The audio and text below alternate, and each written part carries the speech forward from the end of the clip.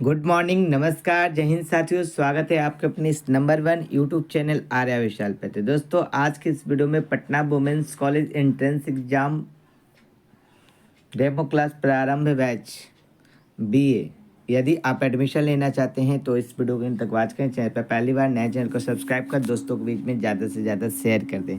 साथ ही दोस्तों, यदि आप पेड कोर्स ज्वाइन करना चाहते हैं तो हमारे एक बैच लॉन्च कर दिया गया जिसका नाम है दोस्तों प्रारंभ बैच। इस बैच की फ़ीस है 699, यानी कि 699। इसे पे करके आप क्लासेस को पेड कोर्स में अच्छी तरीके से कंप्लीट कर सकते हैं। बैच ज्वाइन करने के लिए हमारे मोबाइल नंबर 9128816234 पर फ़ोन कॉल या व्हाट्सएप मैसेज कर क्वायरी प्राप्त कर सकते हैं। तो चलिए दोस्तों, आज के इस डेमो क्लास को स्टार्ट करते हैं। पीडीएफ प्राप्त करने के लिए नीचे डिस्क्रिप्शन बॉक्स टेलीग्राम चैनल का लिंक है, उसे जरूर ज्वाइन करें। तो सबसे पहले हम लोग जानेंगे भूगोल।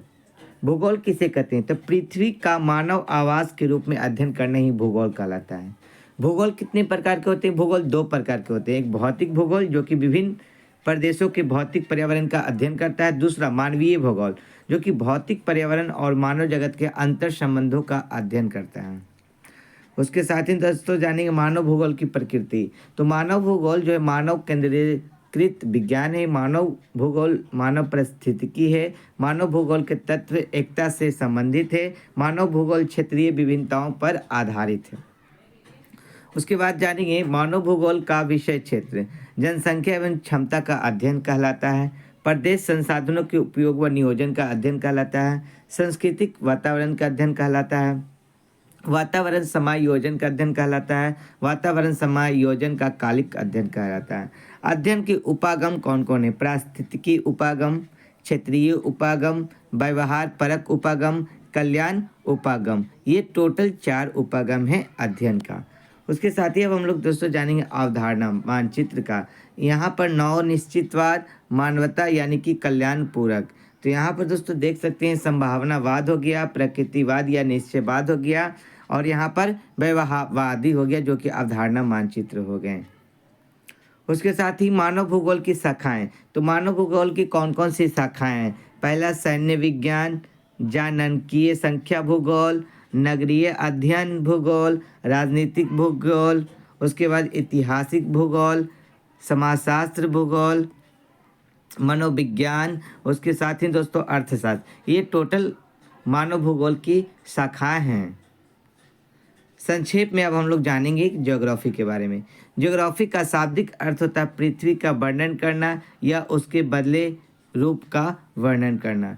भूगोल को ज्ञान की शाखाएं की जननी कहा जाता है। भूगोल को क्या कहा जाता है? ज्ञान की शाखाएं का जननी कहा जाता है।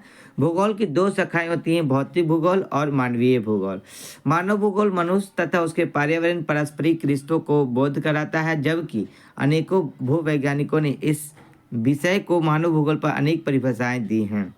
भूगोल की इस शाखा मानव भूगोल का अध्ययन 19वीं शताब्दी के अंत में चार्ल्स डार्विन की पुस्तक ऑरिजिन ऑफ आ स्पीशीज के प्रकाशन के समय हुआ। लोगों की इस विषय में जिज्ञासा बढ़ती गई।